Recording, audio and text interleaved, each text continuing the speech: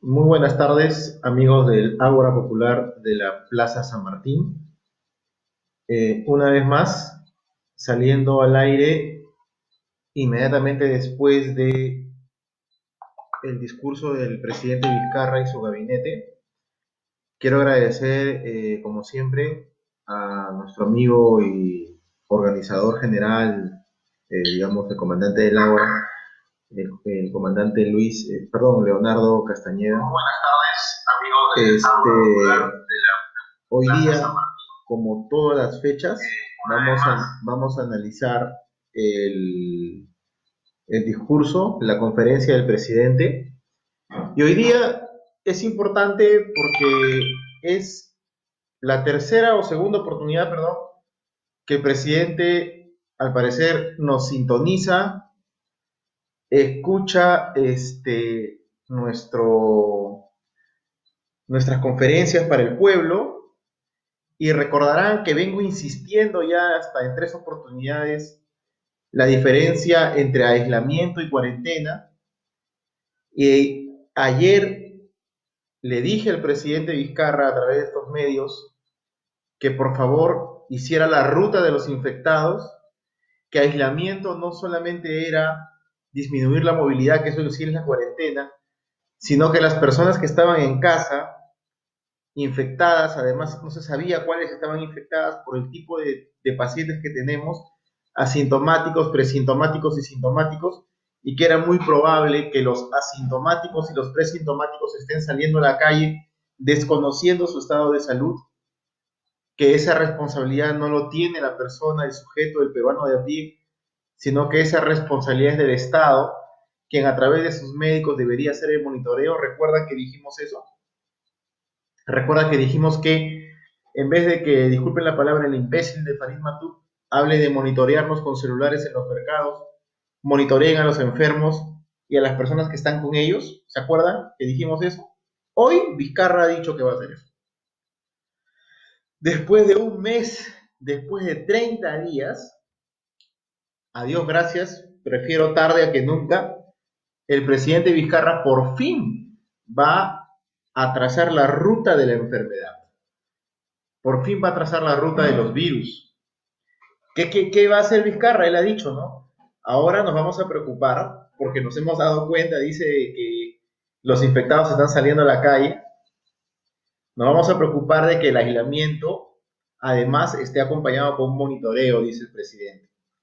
Lo que no dice es lo que nosotros hemos dicho ya en días pasados, que no existe aislamiento sin monitoreo, que no existe aislamiento sin diagnóstico. Lo bueno es que Vizcarra ya entendió. Tarde, pero entendido. Van a ir a todas las casas de los que entraron por el aeropuerto, van a ir a todas las casas de los policías, de los médicos, van a ir a todas las casas que ya fueron detectados como infectados y van a aplicarle prueba rápida a todos ellos. Al fin, gracias a Dios, ya nos escucharon acá en el Ágora, nos escuchó Martín Vizcarra, nos escuchó quizás su ministro o alguno de sus asesores y ya le dijeron, oye, hay un pata, hay un doctor que está saliendo por la tribuna del Ágora Popular y nos está diciendo esto. Ya van varias que nos hace caso Vizcarra. Ya van varias, ¿no? También nos hizo caso por el pico y placa de género, que yo les había dicho que era una tontería, ¿no? Ya hizo caso. ¿Se acuerdan que ayer también a Farid Matuk le dimos con palo, y que inclusive que el presidente ayer tuvo que salir a explicar como 5 minutos? Bueno, hoy día en el mensaje presidencial, para quien lo ha escuchado detenidamente, el presidente Vizcarra y luego el ministro de Salud nos han contado y nos han dicho que Farid Matuk ya no va más. Claro, con esas palabras no, pero nos ha dicho que ese comando de prospectiva, ese comando COVID que se dedicaba a hacer el análisis social y estadístico de las personas, de cómo evoluciona el virus, ha cambiado. Y ahora van a hacer un seguimiento de otro tipo, ¿no? ¿Cuál va a ser el seguimiento? Complementario a lo que hemos sugerido acá en el Ágora. Van a monitorearlos a través de celulares, pero no en los mercados, sino en sus casas. ¿Qué ruta hacen? ¿A dónde van? ¿Con quién se contactan? ¿Por qué calle entran? Entonces, de esa manera van a tener ya acotado las dimensiones en las cuales el virus está corriendo. La verdad, yo le agradezco mucho a Leonardo Castañeda, les agradezco mucho a ustedes. Yo sinceramente, cuando voy a la plaza, hablo desde mi punto de vista técnico, médico, de salud, y Leo siempre me da la oportunidad de hablar en la plaza. Yo he estado en mi casa ahora trabajando también donde me corresponde como parte de la primera línea, y yo le dije a Leo, ¿no? Oye, ¿sabes qué? Yo creo que las cosas que nos está diciendo el presidente Vizcarra, en su gran mayoría, algunas, no es que sean mentiras, pero sí está acotando la información, no la está dando del todo completa. ¿Te parece si podemos hacer este tipo de videoconferencias? Me dijo que ya. Y miren, yo lo hacía con todo el interés de que el pueblo, de que las personas que formamos parte de ese colectivo llamado Ágora Popular, tuviéramos la información de primera mano de una persona como yo que está en conocimiento del hecho. Nunca me imaginé que la información que yo pudiera vertir acá fuera acogida por el gobierno para que pudiera mejorar, modificar y enveredar la política pública dentro de este plan de emergencia, pero me siento muy orgulloso de eso. Y todos nosotros, los del Ágora Popular, deberíamos sentirnos orgullosos de que en realidad, desde que hemos salido al aire, no hemos parado de tratar de hacerle entender al gobierno que sus medidas pueden ser muy bien intencionadas, pero que también el pueblo tiene derecho a opinar, a conocer la verdad y en función de la verdad hacernos libres. En función de la verdad, ¿no? Construir una mejor alternativa de enfrentamiento a este virus. Entonces, ya Vizcarra ha enderezado su política pública y eso me alegra muchísimo. Sacar a Matuk y poner otro equipo es muy bueno. Hacer el seguimiento y la ruta del virus desde las casas es muy bueno. Completar el aislamiento con diagnósticos rápidos y con el monitoreo constante de estas personas es muy bueno. Recuerdan que inclusive yo les dije que para qué diablos van a llevar a los policías por todos lados, saliendo por todas las calles de forma desordenada, que así en vez de controlar el aislamiento y la cuarentena, lo que están haciendo es diseminar el virus. ¿Se acuerdan que les dije eso? Pues hoy día Vizcarra ha dicho que eso ya no se va a hacer. Ha dicho que en las provincias van a colocar a los militares, los que yo les decía. Increíble, pero es muy bueno eso. En todos los límites de las provincias van a colocar a los militares. Y también van a colocar militares en altos lugares de concentración. Y en Lima los policías van a hacer un seguimiento de las personas infectadas. Realmente estoy muy, muy contento, sinceramente. Quizás se me nota, no lo sé, pero estoy muy contento de que el presidente Vizcarra, tarde, no importa, pero ha hecho un cambio radical en la forma en cómo va a afrontar esta cuarentena y aislamiento. Quizás porque ya solo le quedan 2 semanas y no ha encontrado otra salida. Quizás porque nos escuchó a nosotros, quizás porque se le iluminó, no lo sé. Pero es muy bueno eso. Esa es la parte positiva del mensaje del día de hoy. Otra parte interesante y positiva es que el ministro de Salud nos ha dicho a nosotros y ha reconocido por fin, o sea, después de tiempo ha reconocido que la OMS no considera las pruebas rápidas serológicas como una prueba ideal, como un gold estándar. Les explicaba yo a ustedes que el gold estándar en medicina es como un título que se le da a las pruebas o a las medicinas que tienen el mejor comportamiento en el cuerpo del ser humano. O sea, lo mejor de lo mejor es el gold estándar. Cuando ustedes le digan, yo tengo esta mascarilla que es el gold estándar de las mascarillas, significa que es la mejor mascarilla del mundo. Bueno, el gold estándar para diagnosticar coronavirus son las pruebas moleculares. Las pruebas serológicas que nosotros hemos comprado no son el gold estándar, son complementarias. Y hoy día, por fin, ante tanta insistencia de diferentes científicos como mi profesor, el doctor Bustamante, que es ex jefe del INS, que le dijo en los primeros días de la cuarentena, oiga, usted no tiene por qué comprar las pruebas serológicas, compre las moleculares. Pero aquí también en el Ágora recordarán ustedes que ustedes mismos me hacían comentarios, en la parte de comentarios de esa conferencia, y me decían, doctor, las pruebas serológicas son las ideales. No, no son, les decía yo. Y el gobierno por fin hoy día ha aceptado que lo que ha comprado no es lo ideal. No es lo ideal, es complementario. Eso es muy bueno porque de esa manera le están diciendo la verdad al pueblo. Pero también el ministro de Salud dijo que había convocado él a una reunión de ministros de salud de toda Sudamérica y de toda Iberoamérica para que junto con el Organismo Panamericano de la Salud, que es un bracito de la Organización Mundial de la Salud, pudieran, de alguna manera, el protocolo de las pruebas rápidas, serológicas, llevarlas a un mejor nivel, a un nivel de gol estándar, quizás, ¿no? O de blind estándar, de gol de nivel de plata o nivel de oro. ¿Por qué? Porque dice el ministro que ya las pruebas moleculares son muy escasas a nivel mundial. Entonces, es evidente que si no tenemos las pruebas moleculares, son las pruebas serológicas nuestra alternativa a la que tenemos. No es que yo esté de acuerdo con eso, pero es lo que hay. Pero también es muy bueno que el ministro diga que va a pedir que esas pruebas sean estandarizadas, que tengan protocolos, para que pueda subir su nivel de especificidad. Acá hay una pregunta de una dama, es Rose Beck, que dice, por favor, la vida de las personas no está en juego. Amigo, con todo el respeto, pero están muriendo en sus casas. Obvio, las moleculares es lo mejor, hace tiempo. Sí, claro. Están muriendo en sus casas. Sí. No sé si te has conectado en las veces pasadas, Rose, pero soy uno de los principales críticos del presidente Vizcarra y del gobierno y de la forma en cómo ha venido manejando el plan de emergencia. No solamente el plan de emergencia cuarentena, sino el plan de emergencia sanitaria, que quizás ustedes, por su profesión o por su oficio, no lo conocen, pero el plan de emergencia sanitario es algo que manejamos nosotros, el personal de salud, dentro de clínicas, hospitales, consultorios, etcétera. Soy un crítico muy feroz de la labor del presidente Vizcarra. Creo que las muertes, como tú estás señalando, se deben justamente a que ha hecho un mal plan de emergencia desde el inicio. No aisló, como les dije, no separó enfermos de sanos, no diagnosticó, no hizo monitoreo, dejó que las personas ingresaran del extranjero a Lima, dejó que las personas de Lima se fueran a su tierra, etcétera. O sea, de acuerdo contigo, pero ese escenario ya lo hemos narrado en días pasados, ¿cierto? Todos los días el escenario cambia, no es un escenario estático, lo único permanente en la vida es el cambio, y el día de hoy estamos en otro escenario, ¿cierto? De lo contrario, tendría que hacer conferencias explicando lo mismo todos los días, y no es la idea, ¿no? Entonces le decía, eso es la parte positiva del mensaje presidencial del día de hoy, ¿no?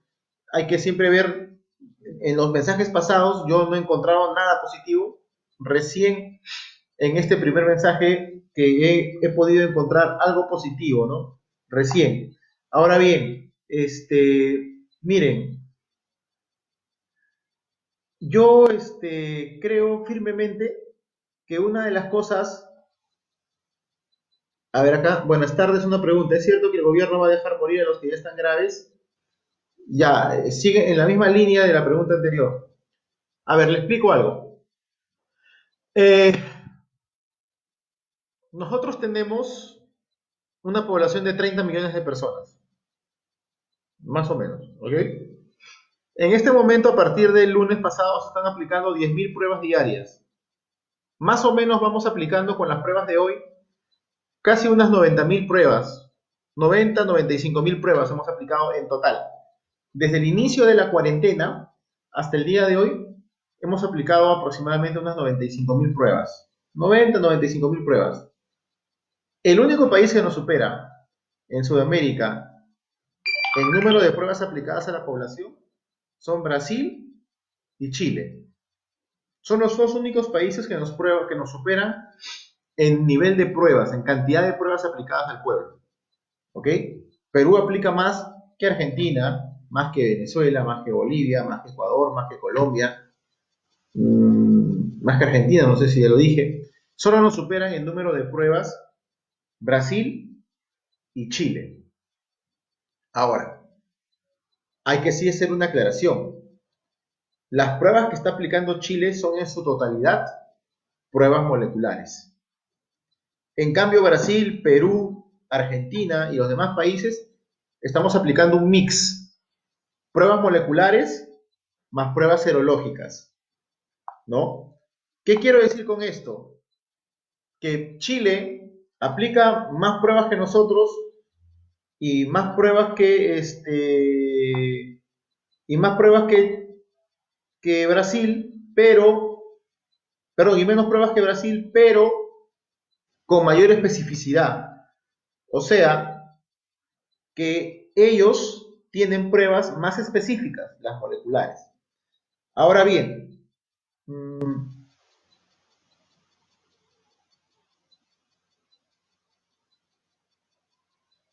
ya.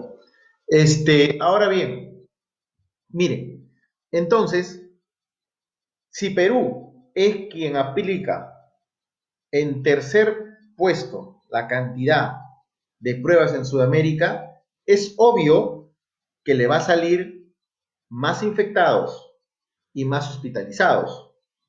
Por eso es que la posición de la medicina es no hacer comparaciones entre país con otro país, sino entre nuestros propios indicadores.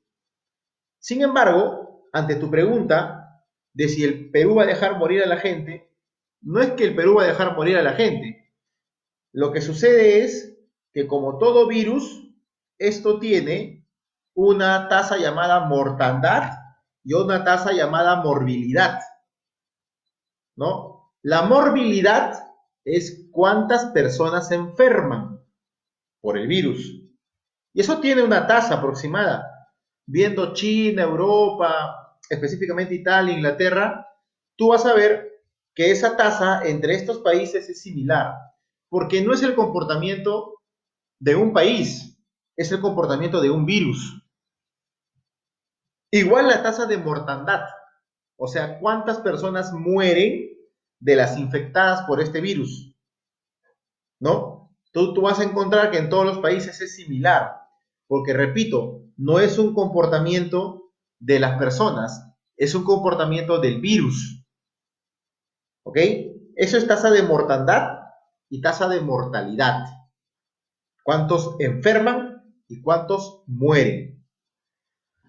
Dentro de estos indicadores, un poco me he salido del tema por la pregunta, dentro de estos indicadores también hay otros que se llama tasa de incidencia y tasa de prevalencia. Prevalencia es cuántos enfermos hay ahorita en cantidad y en porcentaje relativo con la población global. ¿Cuántos enfermos hay ahorita? Esa es tasa de prevalencia. Por ejemplo, si el Perú tuviera 100 personas, vivieran solo 100 personas y hubieran 10 enfermos, la tasa de prevalencia es del 10%. Esa es tasa de prevalencia. La cantidad de enfermos en función del total de la población. La tasa de incidencia es cuántos nuevos enfermos hay por día, o por mes, o por año, o por el espectro de tiempo que tú le quieras poner. En nuestro caso se está haciendo por día. ¿Cuántos nuevos enfermos hay por día?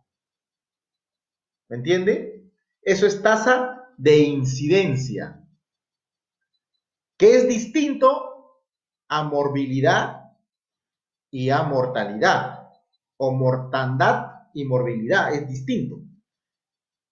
La tasa de incidencia, es decir, cuántos nuevos infectados hay por día, es muy importante para ver cuán agresivo se está comportando el virus o cuán bien están funcionando nuestras medidas de contención, ¿no? Nuestras medidas de contención.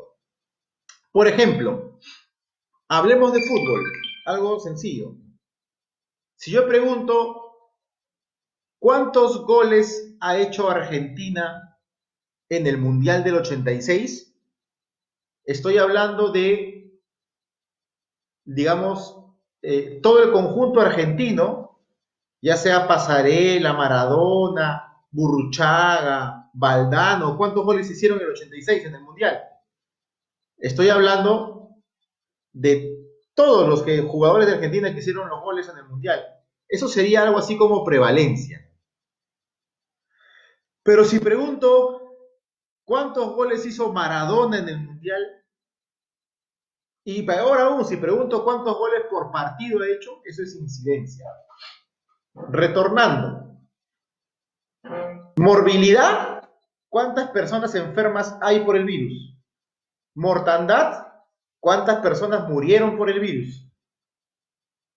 Prevalencia, ¿cuántas personas enfermas hay por cada 10.000 habitantes?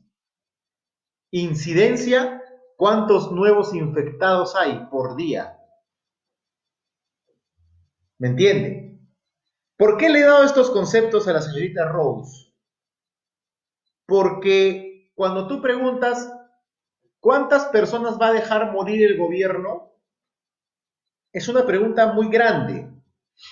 Hay muchas variables metidas allí. Una variable importante que no depende de nosotros, ni del gobierno, ni de los médicos, ni de nadie, es el comportamiento del virus mismo. ¿Qué tan letal es?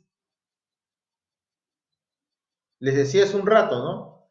En países del extranjero ya se habla de una letalidad del 10%, ¿no? Entonces, ahí también hay otros conceptos. Estamos entrando bastante al tema médico. No sé si me tendré que meter al tema médico. Espero que lo podamos entender todos. Hay otros conceptos asociados para esa letalidad del virus.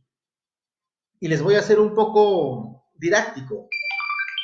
Por ejemplo, si yo paso por la calle, cualquier calle, supongamos que estoy pasando por Contumazá, que está cerca de la Plaza San Martín, y veo que por la calle derecha vienen 10 choros caminando hacia mí. Y veo que por la calle izquierda hay otros 10 choros, pero con pistola, garrote, pasando hacia mí. ¿Por dónde me voy? ¿Por los 10 choros con pistola y garrote? ¿O por los 10 choros que no tienen ni pistola ni garrote? Por ambos voy a morir. O por ambos me van a violar o me van a robar, no lo sé. Pero seamos sinceros, más alternativas de sobrevivir tengo por el lado de la calle que van 10 choros sin pistola. En cambio, por el otro lado, me pueden matar de un balazo. El virus es una situación muy parecida. A veces vienen virus sin pistolas y a veces vienen virus con pistolas. Cuanto más pistolas tengan, cuanto más armados se encuentran, más letal es un virus. A eso se le conoce como virulencia. ¿Qué tan agresivo es? Por eso dicen, por ejemplo, la reacción de Andrés contra su hermano ha sido virulenta, o sea, muy agresiva, ¿no? Esa es la tasa de virulencia. ¿Cuán agresivo es? Biológicamente, ¿cómo se ve la agresividad de un virus? Eso no lo vemos así como quien dice, no lo vemos por televisión, no lo vemos por internet. La virulencia de un virus se logra identificar microscópicamente. Tú lo ves al microscopio y dices, ah, ese virus tiene una capa celular, es virulento. Ajá, ese virus tiene 2 capas celulares, es más virulento. Oye, ese virus tiene además de las 2 capas celulares, tiene proteínas, es recontra más virulento. Pero también tiene un peeling, como un gancho, que hace que se enganche a las células AC2 del organismo, más virulento. Pues les comento que este virus tiene todo, es recontra virulento. Por eso que su nivel de contagio es rápido, es muy rápido, es rapidísimo, ¿no? Por el nivel de virulencia. Entonces, ahí hay otro factor, miren, morbilidad, mortandad, prevalencia, incidencia, virulencia, patogenicidad también. La patogenicidad tiene que ver ya no con cuán armados vienen, sino que cuánto resisten los tratamientos antibióticos y en qué cantidad llegan. O sea, todo eso tenemos que tomar en cuenta, para ver qué hacemos con el virus.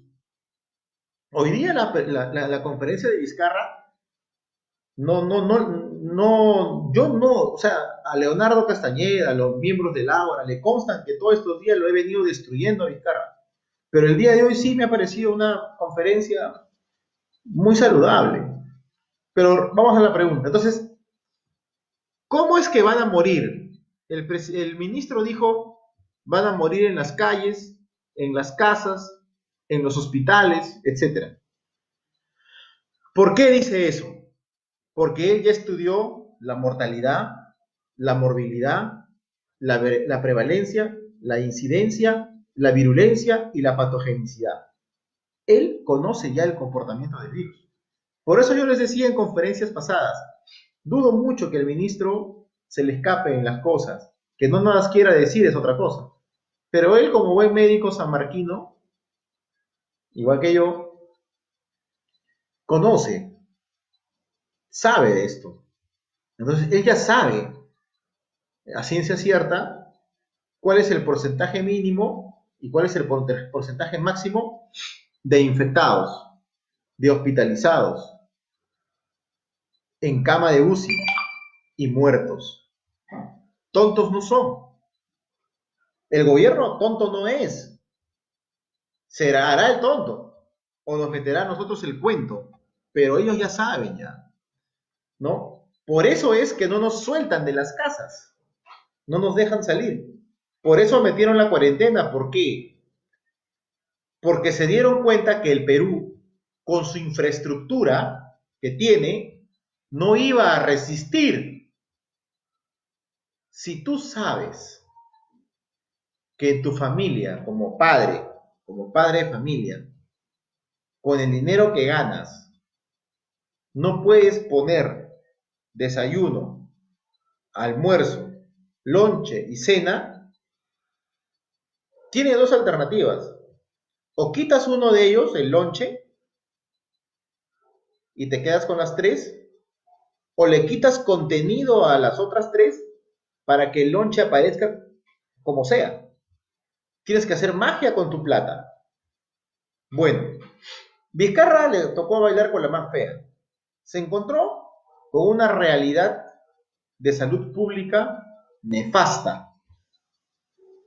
Solamente 100 camas de UCI. Ningún hospital especializado en urgencias y emergencias médicas. Poco personal médico especializado en usiología. Entonces, él tenía dos alternativas. Salir a decirnos la verdad, que yo hubiera querido que hiciera eso, a decirnos, ¿saben qué? Si ustedes se enferman, se van a ir a la mierda, porque en los hospitales no hay camas de UCI, no hay médicos especialistas en UCI y no tenemos cámaras de ventilación.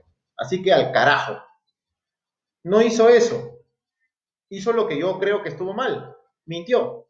Ocultó información en todo caso. No dijo nada, pero nos mandó a todos a cuarentena.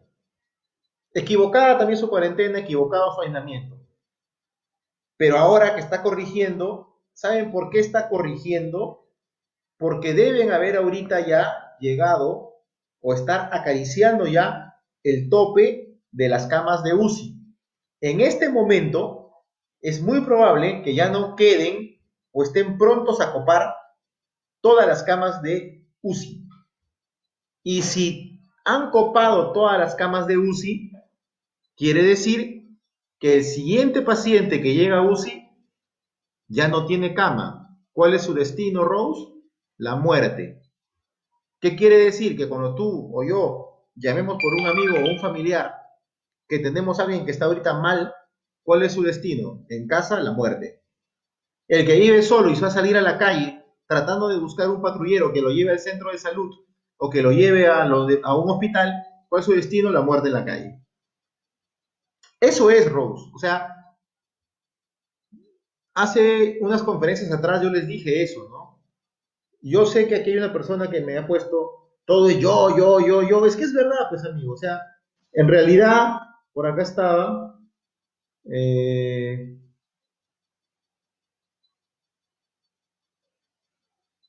por acá había un comentario de Leonardo Villegas, ¿no? Dice, ¿no? Entonces, ¿qué sucede, Leonardo? Eh, esta, esta, esta plaza, caramba, no. Esta,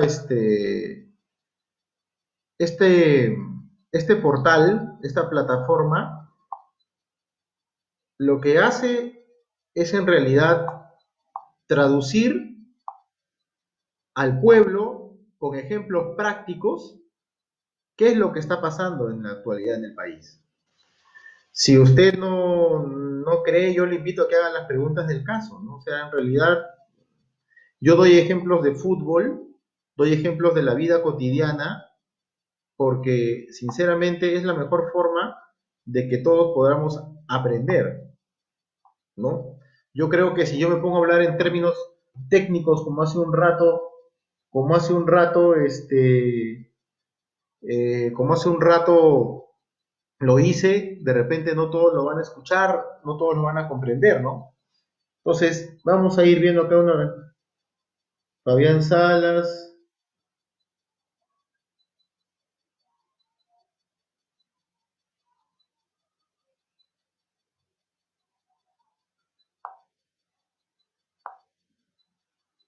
a ver.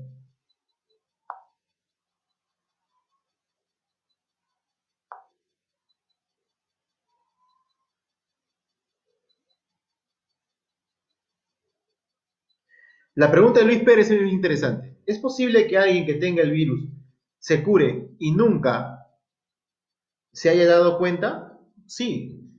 El virus, o mejor dicho, el comportamiento de la enfermedad de manera individual en cada persona, tiene lo siguiente. Puede ser asintomático, presintomático y sintomático. Cuando es asintomático, por su propia definición, nunca va a darse cuenta que le dio el virus. Lo va a superar. Normalmente, ¿en quiénes sucede eso?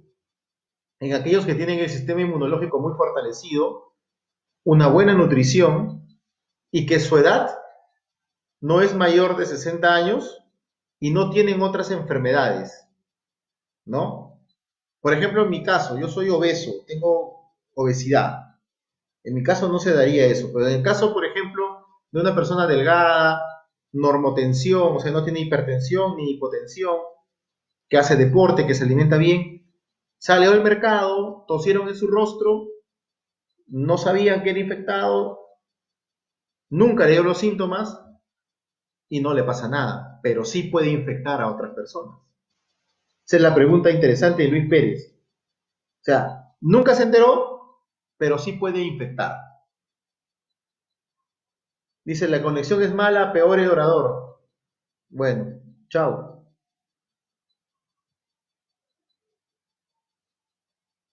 Ya, en el tema de Rose, seguimos ahí, ¿no? Entonces, Rose, lo que te das cuenta es que al final lo que ha hecho el gobierno es meternos en cuarentena y mejorar el aislamiento ahora para evitar qué cosa? Que se saturen los hospitales, ¿no?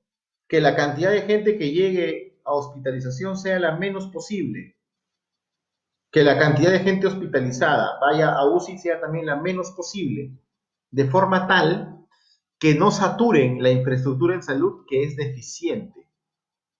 Entonces, ellos ya saben que va a haber un porcentaje de muertos. Normalmente el comportamiento que ha habido en el extranjero es del 10%. 10%. Entonces, esa es la respuesta para Rose.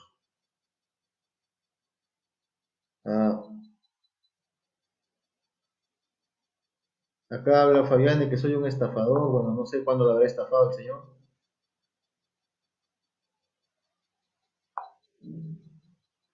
Bueno, sigamos. Entonces, miren, ¿qué estábamos hablando? Ah, ya, sí. Entonces, ¿qué sucede? Eso es lo que el gobierno ha previsto que va a ser la tasa de mortandad y la tasa de morbilidad. Por eso Pilar Macetti se aventuró a decir una cifra. 40.000 decía Pilar Macetti, ¿no? 40.000 infectados. Entonces, esos 40.000 infectados, decía ella, es para la curva. Cuando termine de descender por completo la curva, ¿no? De este proceso de cuarentena. Entonces, hoy día además les quería contar algo que no fue tocado en la conferencia, pero que sí forma parte del día a día de las cosas que vienen sucediendo con respecto a este problema de salud pública. El ministro dijo, y también la doctora Massetti, que las pruebas moleculares y los elementos de protección, como mascarillas, guantes y gorros, se encontraban, eh, digamos, en almacenes de Brasil, en almacenes de Rusia, en almacenes de China, en almacenes de Europa.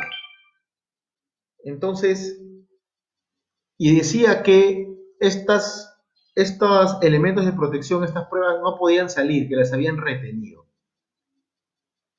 Para esto voy a usar un poco de historia. Espero que Fabián no se moleste, tampoco el señor Leonardo Villegas, que están comentando ahí que no les gusta que compare con el fútbol. A mí me gusta hacer mis comparaciones con fútbol, con historia, con política, con todo, porque es la forma como pueden entender mejor.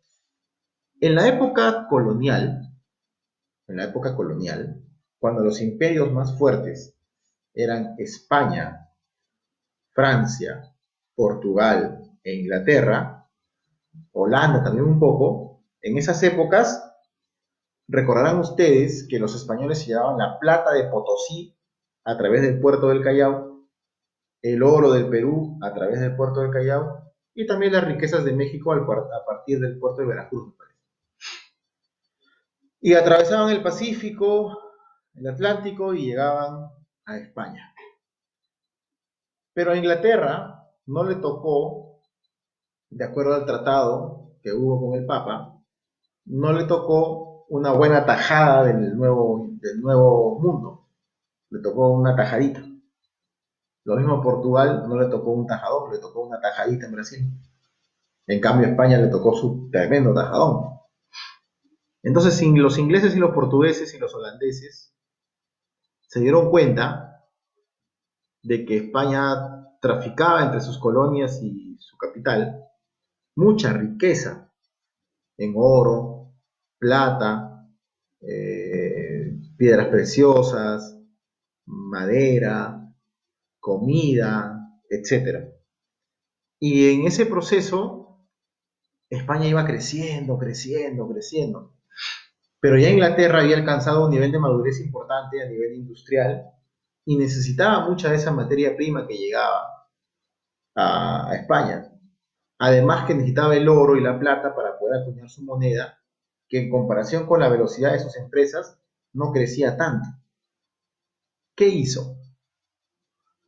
Generó una especie de rateros de los mares, pero con licencia para robar. Se les conocía como corsarios. Corsarios. Por eso es que algunos políticos a veces dicen, tú tienes patente de corso. La patente de corso era la patente que otorgaba la reina de Inglaterra al corsario para que pudiera ir a las mares, robar el oro español y luego vendérselo a Inglaterra a una módica suma. Eso es un corsario, o sea, un delincuente amparado por su gobierno. Distinto era el pirata. El pirata era el que robaba por su propia cuenta y se quedaba con las plata, con las cosas. Eso es otra cosa. Pero en la actualidad, ahorita en este plan de emergencia, en esta cuarentena mundial, han vuelto a aparecer los corsarios. Volvieron a aparecer los corsarios. Estados Unidos, China, Italia, no sé si España, Brasil, han autorizado a sus Fuerzas Armadas a retener todo tipo de artículo, elemento, equipo o implemento médico. ¿Se dan cuenta? O sea, nunca hemos dejado la etapa feudal, decía José Carlos Mariátegui, que somos un país semicolonial y semifeudal. Y pareciera que es cierto, no solo el país, sino el mundo. ¿Por qué? Porque los imperios nuevos, no España, no Portugal, no Inglaterra, ya no van por el oro. En épocas de pandemia, están lanzando a sus buques de guerra, a sus naves de guerra, a robarnos nuestra mercadería, nuestros guantes, nuestras mascarillas, y se lo están llevando todo. No, la mayoría de nosotros no leemos información internacional, pero el ministro el día de ayer ha declarado a la BBC de Londres diciendo que está conversando con España a ver si le permite ser parada intermedia y que no le roben sus productos. Que está viajando ahorita una persona a Brasil para que Bolsonaro no se quede con sus productos. Que están yendo a China para ver si, no sé, si en el avión presidencial lo traen. ¿Por qué? Porque Estados Unidos le ha puesto una tremenda barrera. O sea, tenemos corsarios americanos, italianos, chinos, japoneses, de todos los países, que están impidiendo que países como nosotros podamos surtirnos de los equipos de primera necesidad que necesitan los médicos, ¿no? Eso es algo realmente muy vil, ¿no? Que debería ser llevado a la Corte Penal Internacional como un delito de lesa humanidad. ¿Por qué? Porque esa acción que están tomando los países extranjeros, abusando de su poderío militar, nos afecta directamente a la vida de los seres más indefensos como los niños o los abuelitos en estos países sudamericanos, ¿no? Entonces, eso es muy importante tener en cuenta. Otra situación particular que se está presentando ahorita, acá hay una pregunta, perdón, dime si después del 26 de abril va a continuar la cuarentena. Bueno, ahí hay una respuesta en dos partes. La primera, no soy parte del gobierno, no sé si ellos tendrán esa disposición. Pero si yo fuera el presidente, o si fuera el ministro, le diría, o su asesor le diría lo siguiente. Mire, señor ministro, el crecimiento del virus en Lima es el doble cada 3 días. Y en el Perú es el doble cada 5 días. ¿Qué quiere decir? Que no estamos en un periodo de bajada, como dice Vizcarra hoy. No estamos bajando. Estamos al contrario, subiendo. Poco, pero seguimos subiendo. Yo solo le autorizaría una cuarentena cuando la campana esté bajando, no cuando esté subiendo, ¿no? Y ahorita está subiendo. Y está subiendo un porcentaje superior a cualquier otro país de la zona. Somos a nivel mundial el tercer país donde el virus crece con mayor rapidez. Y somos el primer país sudamericano donde el virus crece a mayor rapidez. Y ya superamos en infectados a Ecuador, a Argentina, a Chile, que tienen, sobre todo Argentina, una población más grande. Entonces no le diría. Además, Manuel, yo solo levantaría la cuarentena cuando lleguen acá a Lima, por lo menos unas 1000 camas UCI y por lo menos 2 hospitales más bien plantados, tipo Villa Panamericana, y un millón de pruebas moleculares y unos 3 millones de pruebas serológicas más. Solo en ese caso levantaría la cuarentena. Si tú levantas la cuarentena en un periodo de crecimiento de la campana, eso va a crecer exponencialmente a un ritmo superior al doble cada 3 días, va a crecer el doble cada día. Y eso sería contraproducente, sería gravísimo. En todo caso, yo recuerden que hace unos días, 2 días creo que dije que podría hacerse un levantamiento de la cuarentena por región y que podría levantarse la cuarentena de repente en Puno. Bueno, al día de hoy, yo ni autorizaría, si fuera ministro, tampoco autorizaría que se levante en Puno. ¿Por qué? Porque acaban de aparecer otros 2 casos más en Puno. Se supone que la frontera de Puno ya estaba cerrada. Supuse mal. Tampoco la abriría en Puno. Yo haría probablemente un esfuerzo más hasta el 15 de mayo y esperaría ver si el 15 de mayo baja el crecimiento del virus, si el 15 de mayo baja el crecimiento del virus, sí podría eventualmente, si fuera yo el responsable, autorizar que se levante la cuarentena por fases, por fases. Hoy el ministro, el primer ministro dijo algo bien interesante que debemos tomar en cuenta, sobre todo aquellas personas que estamos vinculadas a esos sectores. ¿Qué dijo el ministro? Adiós todo el año cines, adiós todo el año deporte, adiós todo el año concierto, adiós todo el año misas, adiós todo el año concentraciones en estadios de cualquier tipo.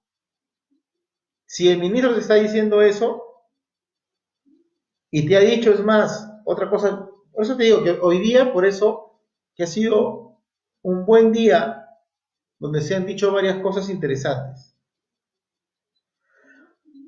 Hoy día el ministro dijo que 3 meses va a durar el periodo de contención y señaló marzo, abril y mayo. Por eso es que yo creo, Manuel, que mayo tampoco deberíamos salir a la calle. A pesar de que el ministro dijo que después del 26 de abril podrían eventualmente salir algunas actividades esenciales, yo creo que es un error. No debería salir nadie en mayo, porque si ellos mismos saben que son 3 meses de contención, entonces no deben de salir, porque justamente es la época donde el virus está más latente, más vivo. Mayo no deberíamos de salir. Pero esos 3 periodos, esos 3 meses de contención van de la mano con los 3 meses de emergencia sanitaria. ¿Eso qué quiere decir? Que en esos 3 meses tampoco van a atender de manera regular, o sea, todo mayo tampoco de manera regular, ni clínicas, ni hospitales, ni centros de salud, ni consultorios, ¿no?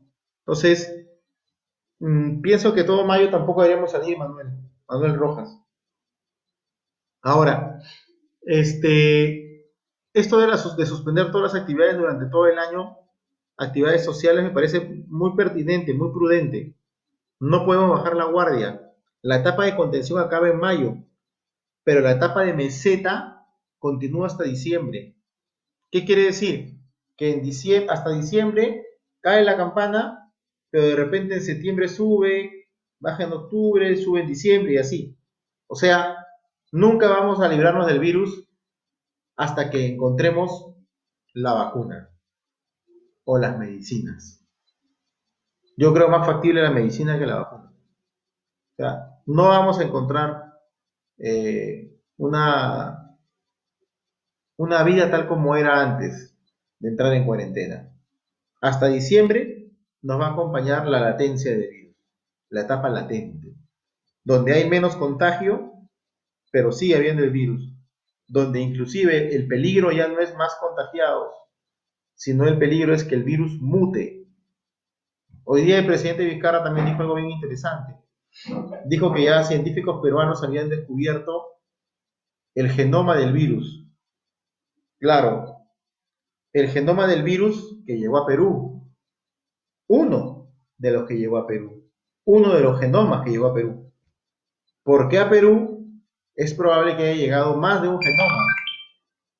Ha llegado un genoma porque en Europa, Italia tiene una infección por COVID de 4 tipos de genomas. Inglaterra también de 4 tipos. Perú debe tener lo mismo. ¿Por qué? Porque Perú ha recibido peruanos que han estado en Estados Unidos, en Inglaterra, en España, en Italia. O sea, somos una mezcla de toda la sangre, pues, ¿no? Entonces, imagínense ustedes que uno de esos genomas mute en el periodo de latencia hasta diciembre. Estaríamos hablando de una segunda reinfección. Y esa segunda reinfección puede ser mucho más agresiva. Yo, si tuviera hijos, no los mandaría al colegio todo este año. Esa es mi recomendación particular para ustedes. Si ustedes que me están viendo ahorita por este canal, si tienen hijos, no los manden al colegio. O sea, perder un año a perder la vida, no hay mayor diferencia enséñeles en sus casas, ¿no? O en todo caso, fortalezcan el tema virtual con el colegio, negocien con el colegio el tema virtual, ¿no? Yo lo que le quería sugerir también a Vizcarra ayer, pero se me fue el tiempo, es algo bien interesante y lo dejo como idea, ¿no? Mire, señor presidente, hay colegios tan caros como el Alpamayo, el Newton, el Humboldt, ¿cierto? El Marca, la Recoleta, el San Agustín, no sé, colegios tan caros donde las pensiones son más caras que las universidades privadas, que los padres de familia pueden afrontar mantener la pensión, no sé, pues pagar otras cosas, lo pueden hacer. Lo pueden hacer porque tienen los recursos. Y además el colegio tiene un aula virtual mucho mejor que las universidades privadas de este país. Así que sigan ahí. Pero hay otro grueso de personas, por ejemplo, los que estudian en el colegio Trilce, Pamer, La Salle, Claretiano, colegios del barrio, el Macarenco, el San Agustín de San Juan del Brigancho, ¿no? El colegio el Bertolt Brecht, no sé. Esos colegios pagan una pensión de 450, 500 soles, 600 soles. Entonces, esos colegios no tienen las aulas virtuales que pide el Estado. No las tienen. No tienen esas aulas virtuales, las que pide el gobierno. No las tienen. Ni las tendrán. Son caras las aulas virtuales, son carísimas. Son carísimas. Dicho sea de paso, los profesores de ese colegio de mediano rango, los profesores, tampoco están capacitados para esas aulas virtuales. Es la verdad. Hoy día mi universidad, yo soy de San Marcos, ha sacado un comunicado donde ha dicho, oigan, recién hemos adecuado nuestras aulas virtuales, profesores, vengan a capacitarse. ¿Se dan cuenta? Si San Marcos no tenía las aulas virtuales y tiene más plata que esos colegios chiquititos, y sus profesores, que supuestamente son muy buenos, no estaban capacitados, menos pues lo de los colegios privados chiquitos, no tienen esa capacidad. Los colegios públicos es distinto. ¿Por qué? Porque el colegio público, el aula virtual lo va a poner el gobierno con sus recursos. Entonces, el colegio público por primera vez va a tener una educación mejor que muchos colegios privados, porque los privados no van a tener cómo costear esa forma de educación. En cambio, el público sí. El problema con el público está también como en San Marcos sus docentes. Nunca hicieron clases virtuales, pues los van a tener que capacitar.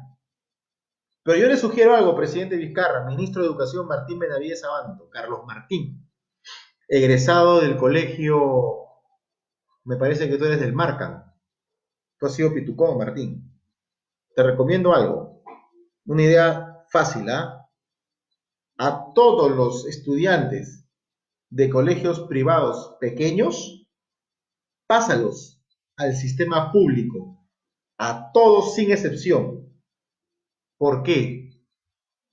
Porque el colegio público no les va a cobrar un sol por el sistema a los alumnos del público. En cambio, el colegio privado mediano pequeño les va a cobrar la vida. ¿Y de dónde van a pagar si están sin trabajo? Pásalos a todos a colegio público, que utilicen la plataforma del colegio público. Y a sus profesores de colegio privado, los que enseñaban en el colegio privado, por este año, contrátalos como régimen de servicios no personales al régimen público, por una situación de emergencia. Al profesor de colegio privado, que lo pases al público, no lo afecta en nada. Le vas a pagar el mismo sueldo, igualito nomás. ¿Me entienden la idea? Esa idea, tómela, presidente, es genial, ¿eh? Se me ocurre ahorita. Láncela a todos los colegios privados, medianos y pequeños, a sus alumnos, llévenlos a la plataforma virtual del público, para que no les cueste nada. Y a los profesores del privado, contrátenlo por un periodo de tiempo hasta diciembre, a plazo fijo se llama ese contrato, para que el Estado les pague. El profesor no se va a afectar en nada. En cambio, sí, a los usureros de los colegios privados, desgraciados, que están cobrando y hasta quieren cobrar los meses que ni siquiera han dictado, a esos desgraciados déjenlos en la calle. Bueno, acá dice, no, la vida no tiene precio y en la escuela no se aprende nada. Más aprenden en el recreo y ya verán que más aprenden en sus casas. Completamente de acuerdo, Rotter Leal. Con contadas excepciones de algunos colegios, en la mayoría de colegios se aprende poco. Reinaldo Compras, ¿por qué todavía tenemos que esperar la vacuna? Si ese virus, su membrana es frágil, que por qué se sataniza prevenirse con productos antivirales que son naturales. Lamentablemente, hasta nuestros médicos están subordinados a la es OMS, no OMC. O te refieres a la del comercio, seguro, ¿no? Y que su benefactor es Bill Gates. Bueno, Reinaldo Compras, te voy a responder así más o menos, como he respondido ya en los días pasados. Los que estamos en la medicina no creemos como tú en las teorías de la conspiración.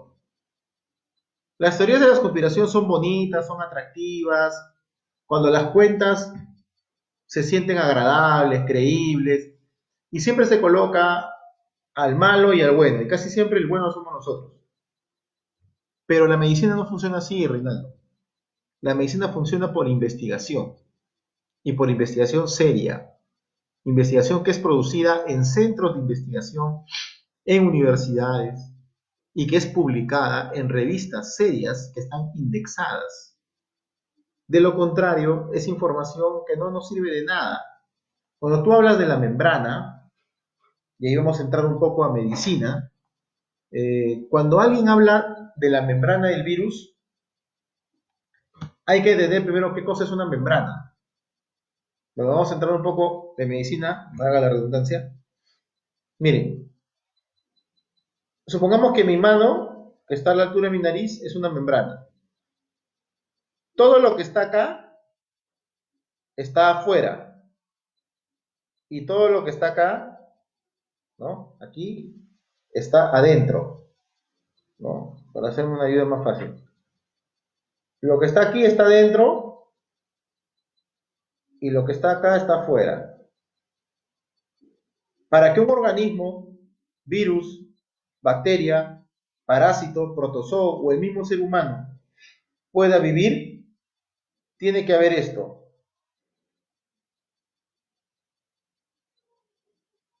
Un intercambio. Los organismos funcionan cuando a través de su membrana intercambian cosas. ¿Ok? Intercambian cosas. Para eso sirve una membrana. La membrana no solo protege, sino sirve como un modulador de intercambio de productos entre lo que está afuera y lo que está adentro.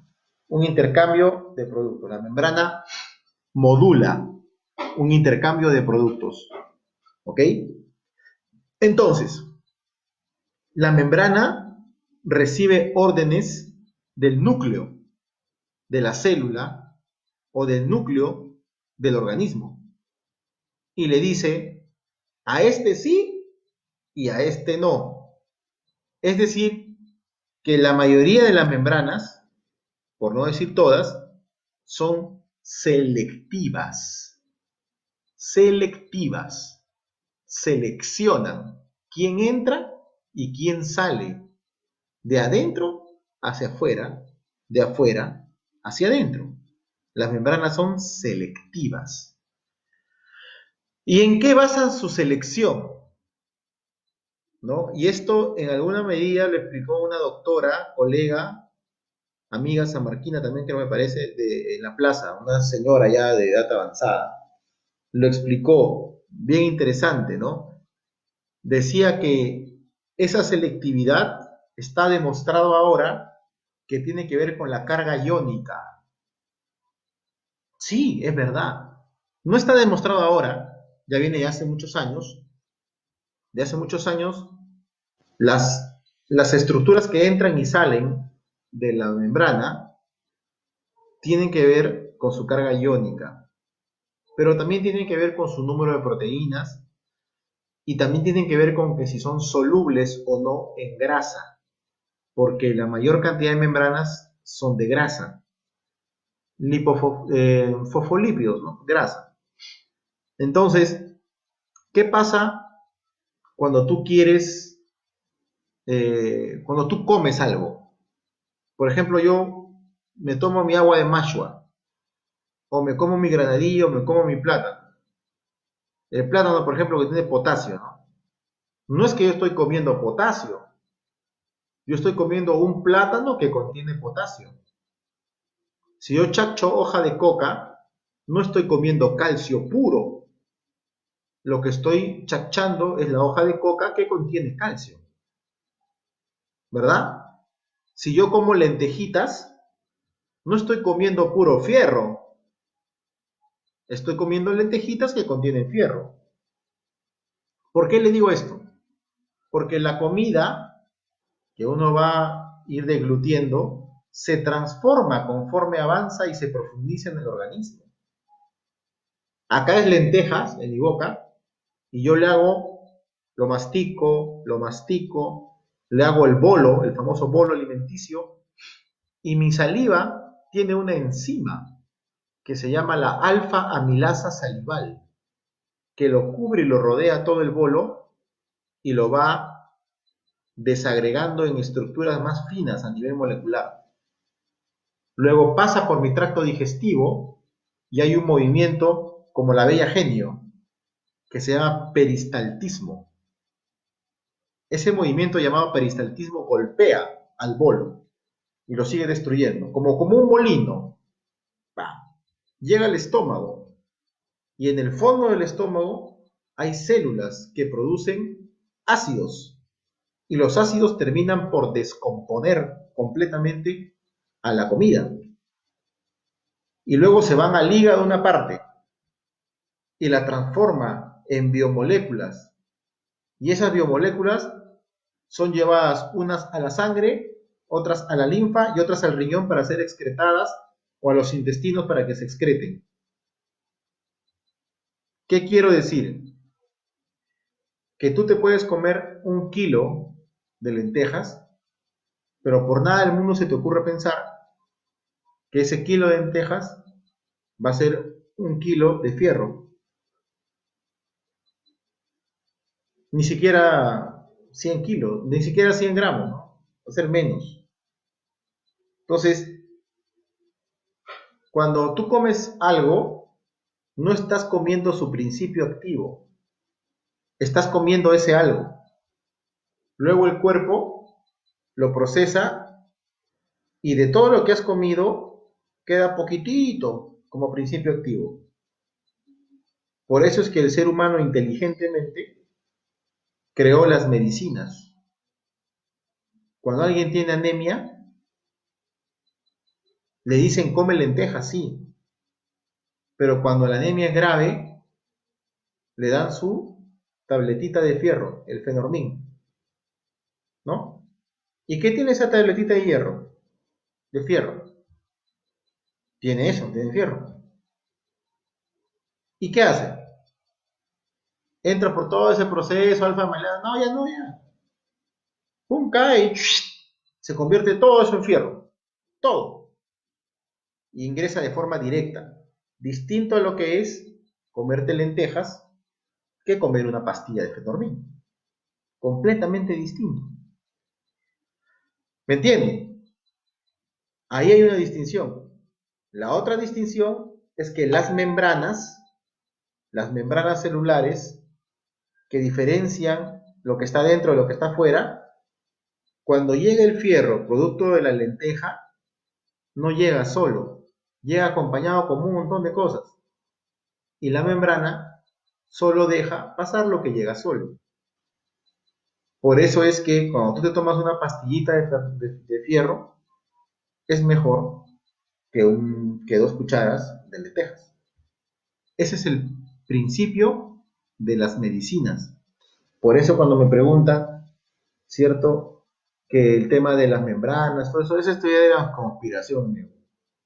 La medicina tradicional y milenaria no es conspiración, dice. Ya le expliqué. El cloruro de sodio es un buen tema para debatir. La conspiranoia y la verdad mafiosa de los farmacéuticos. Bueno, miren, si fuera tan sencillo, esto es como debatir las iglesias, ¿no? Yo en la Plaza San Martín hay ahora más religiosos que políticos o polemistas. Y en la Plaza San Martín, yo veo que esos religiosos, todos dicen que paguen el diezmo y que además, tiene la capacidad de cuidar personas. ¿Por qué el gobierno en este momento no convoca a una reunión del Consejo de Ministros a todos los pastores de todas las iglesias, a todos los curas, y los llevan a todos los hospitales donde están los enfermos? Y que le pongan las manos, que le den la astilla de la cruz de Cristo, la gotita de la lágrima de la cruz. No van a sanar a nadie, son puros charlatanes, no van a sanar a nadie. Lo mismo el tema de la medicina tradicional. La medicina tradicional, el alimentarte bien, el nutrirte bien, es muy bueno, claro que sí. Fortalece el sistema inmunológico, te ayuda a fortalecer tus defensas, pero no te ayuda a superar una enfermedad. El cloruro de sodio te puede ayudar a alcalinizar tu cuerpo, y alcalinizarlo no es malo, pero no te va a pues, curar del cáncer, como dicen, ni la diabetes, o sea, ya, si hubiera sido así, ya estaría pues todo el mundo sano, ¿no?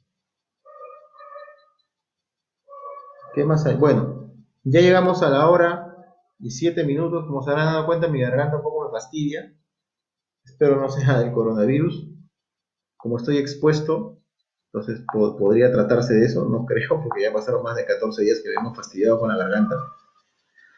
Les agradezco una vez más, se han quedado temas en el tintero porque me han hecho preguntas interesantes, de hecho sea de paso. Yo les agradecería que si tienen más preguntas, las hagan, yo estoy ya no a responderlas, pero lo que no voy a responder son pues ofensas, ¿no? ¿Qué diferencia hay entre un virus y una bacteria? Pregunta interesante. Ya.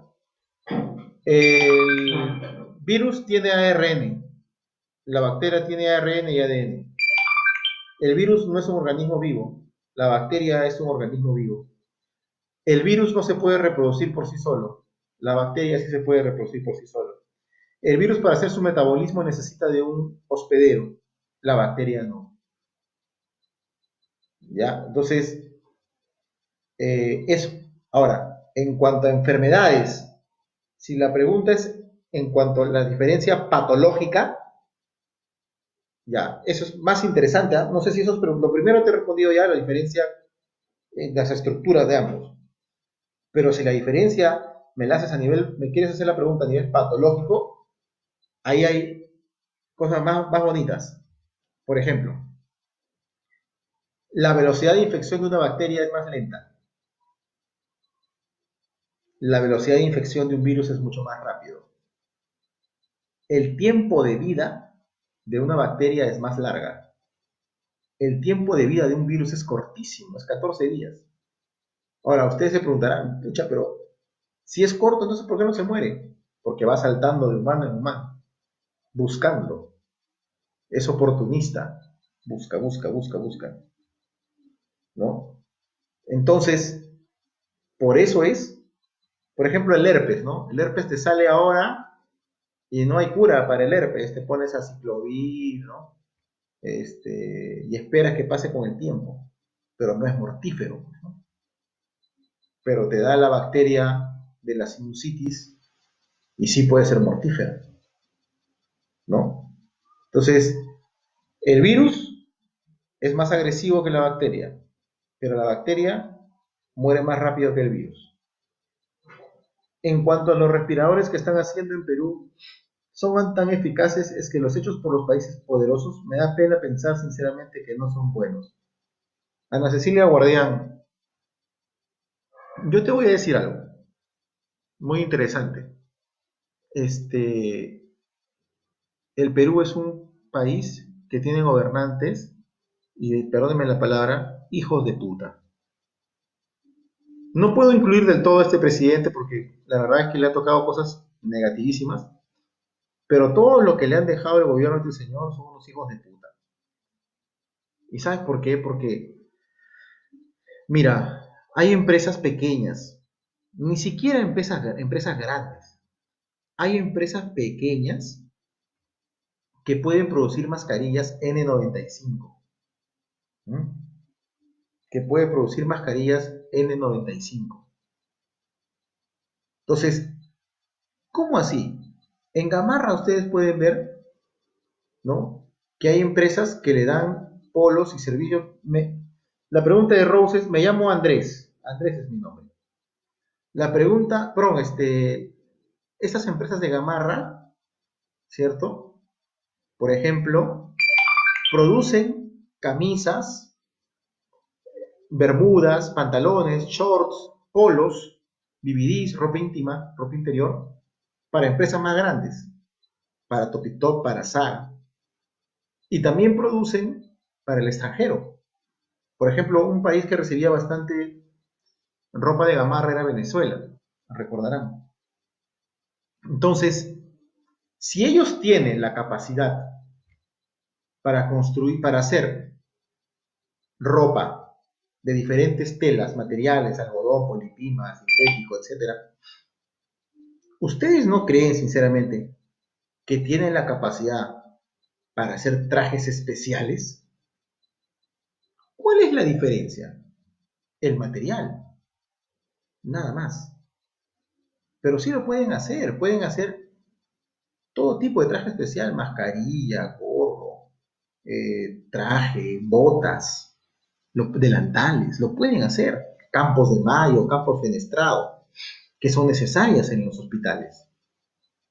Entonces, ¿por qué el Estado no se dio cuenta hace millones de años, hace varios años, y fue donde Gamarra y le dijo, oigan señores de Gamarra, he visto que ustedes producen ropa, ¿no? En gran cantidad y de variedad. ¿Ustedes creen que si yo los apoyo como gobierno, podrían producirme ropa para médicos con tela antifluidos? Por supuesto que lo podrían hacer. Por supuesto. Por supuesto que lo podrían hacer. Ese es el ejemplo con Gamarra. Ahora, si no querían Gamarra y les gusta trabajar con la gente de plata, hubieran ido donde Topitop, pues, ¿no? A pedirle que lo hagan. Ese es el ejemplo con los elementos de protección. Ahora, con los respiradores artificiales, ¿no? Los que necesitan en las camas UCI. Miren, el Perú producía en Morabeco refrigeradoras. Al día de hoy hay ensambladoras de carros en Perú, ¿no? Hay empresas metalmecánicas que producen una serie de cosas en acero quirúrgico.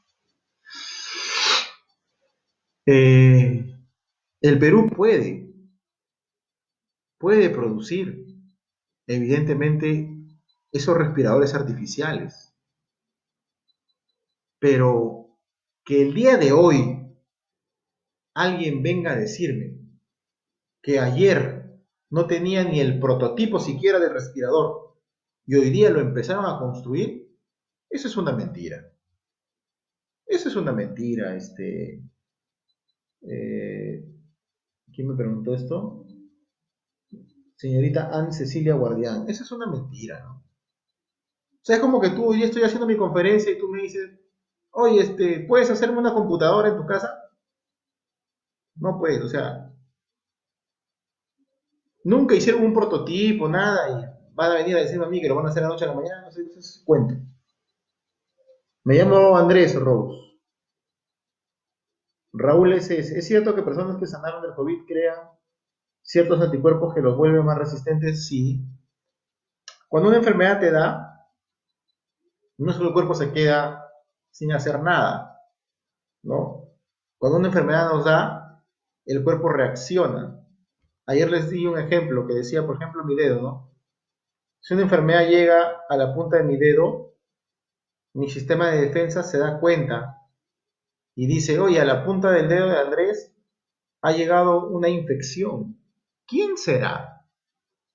Y mandan a una célula que se llama neutrófilo a saber qué infección es.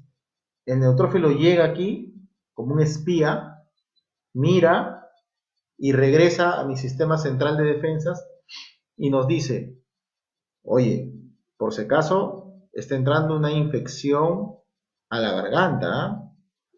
Y a la nariz, es sinusitis, y viene con pus, viene con armas, prepárense para la guerra.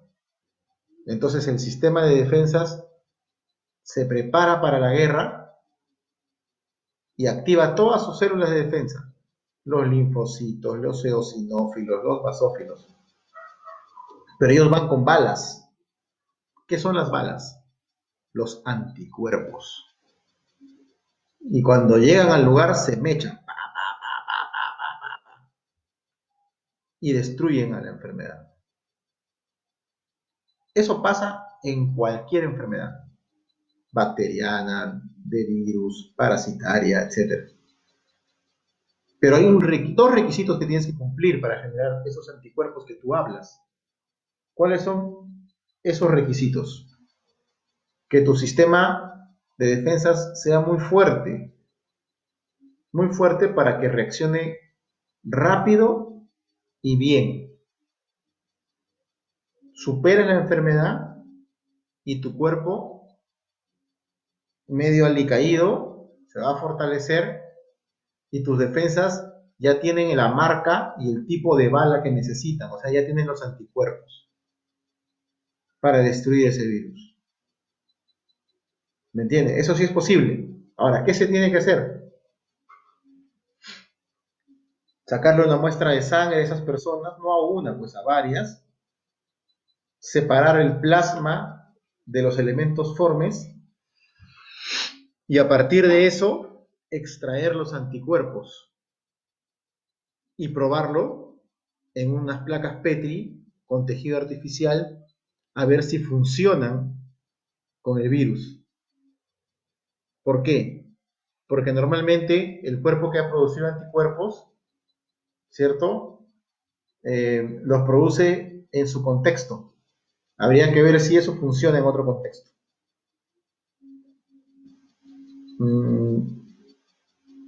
Listo. Bueno, ya no jala mi garganta ya. Un poquito mal. Bueno, le agradezco mucho al Ágora Popular de la Plaza San Martín, a nuestro amigo y director Leonardo Castañeda. Leo es un tipo realmente que a mí, como le decía yo por el interno, yo no soy mentiroso, siempre trato de ser muy franco. Con él no nos une un vínculo ideológico, tenemos ideologías distintas, como bien me han tipificado por acá que soy un aprista, me dicen. Bueno, la ideología puede ser una cosa, pero la ciencia es igual en todas las ideologías. No puedes mentir con ciencia, ¿no? Y tampoco puedes mentir a conciencia. Bueno, yo le decía a Leo que esta plataforma que él ha formulado junto con los compañeros de la Ola Popular es una plataforma muy interesante, es la única plataforma que yo conozco que nos brinde un soporte científico, tecnológico, educativo, moral, ético, político, que nos dé esas herramientas para poder enfrentar la realidad que otros nos quieren maquillar. La verdad que hay personas que yo no recuerdo con sus nombres propios de la Plaza San Martín, que sinceramente yo estoy muy feliz, sinceramente muy feliz de pertenecer a este frente, aunque, aunque a veces no estamos de acuerdo, es lo bonito de esto, ¿no? Debatir, elevar el debate, no con insultos, sí con opiniones científicas, técnicas. Leonardo está haciendo lo mejor, mejor que el propio foro del Congreso, ¿no? Que no nos lleva de educación absolutamente nada, ¿no? Entonces, esta plataforma hay que cuidarla mucho, hay que cuidarla mucho. A mí se me pusieron tres condiciones para poder participar en esta plataforma. No política, no ideología, porque mi campo es salud, ¿no? Si yo tuviera que hablar un poco de economía, eso quizás, ¿no? Entonces, lo bueno es que también este espacio es plural, ¿no? Si se habrán dado cuenta. Creo que en 2 días pasados Leo discrepaba conmigo en algo y yo veo su programa siempre y les recomiendo el programa de Leo que es muy bueno, la verdad, tiene música, tiene el asistente cero, la verdad que es bien interesantón, parece como decía, esto le falta un poquito más para hacer ya una televisión de verdad, ¿no? Que sería una aspiración interesante, por lo menos hacer una radio, ¿no? Les agradezco mucho el tiempo brindado para mí. Yo sé que todos tienen ocupaciones y que acompañarnos todos juntos en estos momentos tan difíciles que estamos atravesando es bueno para la sociedad, ¿no? Muchas gracias una vez más y bueno, nos vemos el día de mañana después de la conferencia del presidente. Muy amables.